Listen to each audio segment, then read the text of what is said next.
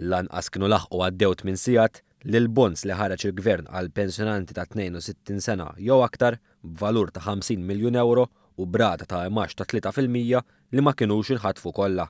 Il-Ministru tal-Finanzi Edward Cicluna qal li l-bonds magħrufa bħala 62 Plus żdiedu b'20 miljun euro oħra minħabba d-domanda qawwija li kien hemm il-pensjonanti Maltin.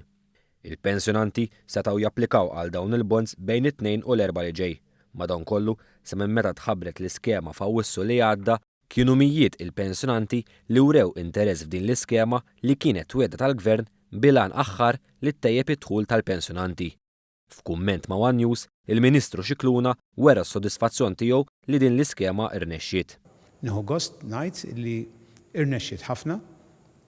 Kellna f'moħħna aħna li nallokaw 50 miljun fil-fatt ġew oversubscribed anka għamilna allotment option ta' 20 miljun li ġew meħudin. Naħsbu li eċċedew sew, ġifieri qegħdin qrib jekk mhux iktar minn 100 miljun.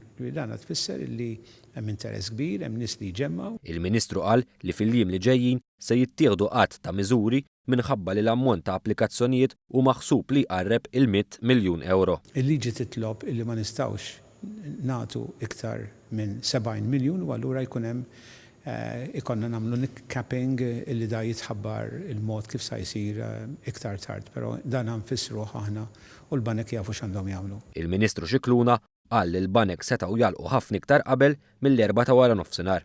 Iżda l-Gvern rid jassigura li l-banek jibqgħu miftuħin biex kulħadd jingħata ċans. Aħna għadna attenti li l-ġurnata kollha llum tingħata kollha kemm hi ma nagħlqux qabel, stajna għalaqna ħafna kmieni llum biex nagħlqu bis-70 miljun. Imma aħna ridna li kulħadd għandu jingħata ċ-ċans tiegħu. Dawk eligibbli setgħu jinvestu mhux inqas minn 500 euro u mhux iżjed minn 10,000 euro li marx se jitħallas darbtejn fis-sena, darba kull 6 xhur f'Marzu u f'Settembru.